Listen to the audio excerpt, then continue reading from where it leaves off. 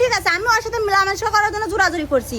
এত ভালো ছেলে, এত শিক্ষিত ছেলে, এত মাথায় ব্রেন, তাহলে আমি একটা মেয়ে 2 বাচ্চার মা হয়ে জোরাজুরি করলাম, তার মায়ের করলো না, তার খালা করলো না, পরিবারের কাউ করলো না, এর কারণটা কি?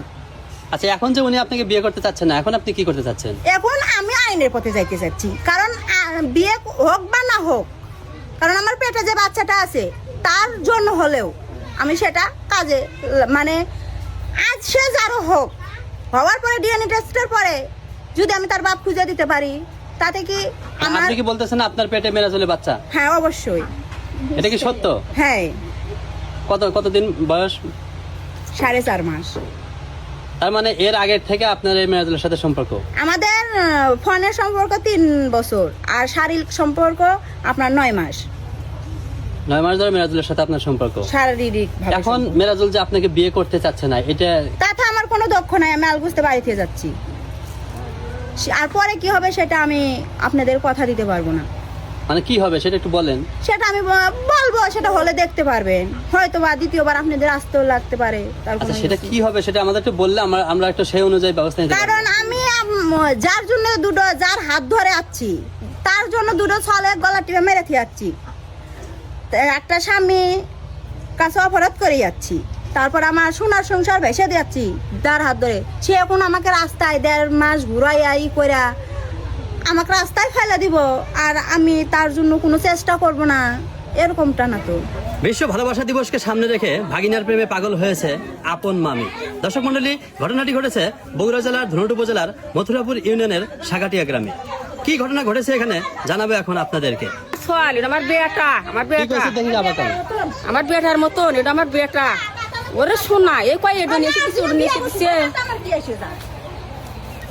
আর এখন বেটার হাতেই বিয়ে বসে বেটার হাতেই থাকে, এই কোনখানে আছে। এই যে সাথী খাতুন মেরাজুলের সম্পর্কে যে কথাটা বললো, সাথী খাতুনের পেটে মেরাজুলের বাচ্চা, এই কথাটা শুনে আসলে আপনার কি মনে হচ্ছে? আমার এটা বিশ্বাস হইতেছে না। আমি হইতেও পারে আগে আমি বাইতে আসলাম না, বাবা রাখা আছে। এই সাথী খাতুনের পেটে নাকি মেরাজুলের বাচ্চা? কম ঘরে আমি তো থাকি না বাবা। তাতে এই কথাটা শুনে আপনার কি মনে হচ্ছে? শুনলাম মাইসের টান তো শুনতে, আপনার টান শুনলাম, আরো মেলা শুনলো। একটা এখন কি করা যাবে, এখন আপনারা ভালো বোঝেন বাবা। ও আমাকে বিভিন্নভাবে বিভিন্ন ধরনের লোভ প্রমূল্যন দেখায়, যেমন আজকে 50 টাকা, কালকে 20 টাকা, এভাবে টাকা বসে দিয়ে ওর সাথে আমার শারীরিক সম্পর্ক করতে বলে আমি না করি। তুমি কি তাকে বিয়ে করতে রাজি হয়েছিলে? না ভাই, ও আমাকে জোর করে। মানে এখন তোমার মতামত কি? এখন ভাই আমি তো বিয়ে করবো না। ও বিভিন্ন জায়গায় থাকে, ও আমাকে কয় যে ওকে আমি হাত ধরে টেনে নিয়ে বাইরে নিয়ে গেছি ওর বাড়ির থানে। ওকে আমি বাইরে নিয়ে জানি ভাই, ও একলাই গেছে। আচ্ছা, তাহলে এই যে আমরা শুনতেছি যে তুমি ওর সাথে ফোনে কথা বলতা বা ওর বাড়িতে যাইতা, ওকে নিয়ে ও তোমার ঘরে এসে থাকতো, বা ওকে তুমি 1 মাস হলো নিয়ে গেছিলে, নিয়ে যা 1 মাস হলো নিয়ে গেছিলাম। আর প্রমাণ যদি দেখাবার পারে ভাই, আপনি যে সাজা দেন আমি সেই সাজা মেনে নেব। এটা ব্যবসা। এই ভিডিও এই যে বর্ণনা হয়ে গেল, এরও বিয়ে ছিল আপনার ওই গোদার বাগ করে কয়, সৈন্য গোদার বাগ। হ্যাঁ, বিয়া রাখানো ছিল, কিন্তু আমাদের কাছে না হচ্ছে যে বিয়ে হয় নেই। পরে আমরা শুনছি যে না বিয়ে হয়েছে। তোমার নাম কি? ইউসুফ, সুন্দর নাম। তোমার নাম? ইয়াসিন। 2টা নামই তো হাদিস কোরআন অনুসারে নাম রাখছে, সুন্দর নাম। তোমার আম্মা কোথায় বলো? তোমার আম্মার কাছে যাও নাই কেন? যাবে না?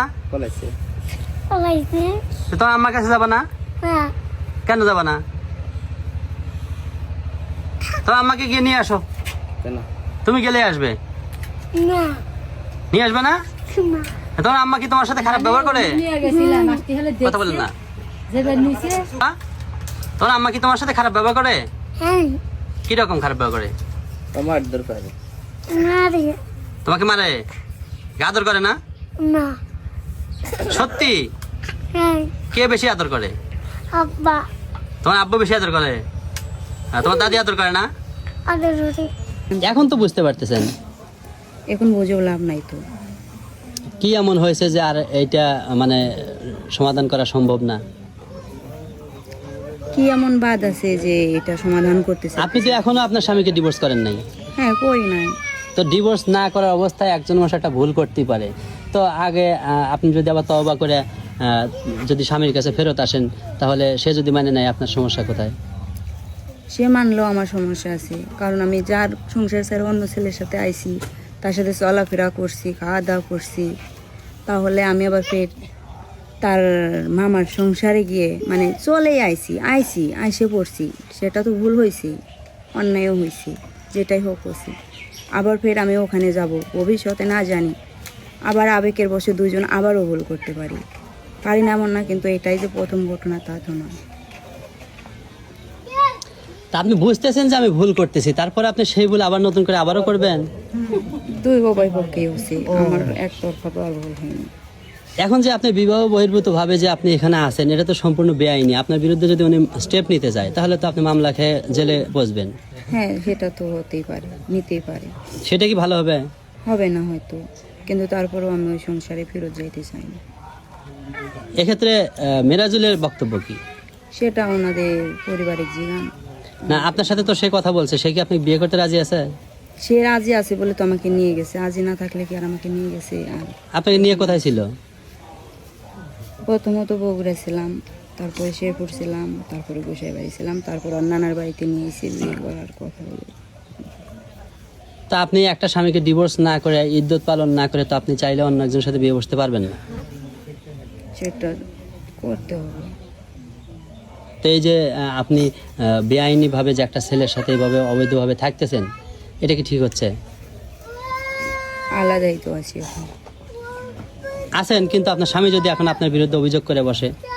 করলে পরে কিছু নেই, করতে পারি।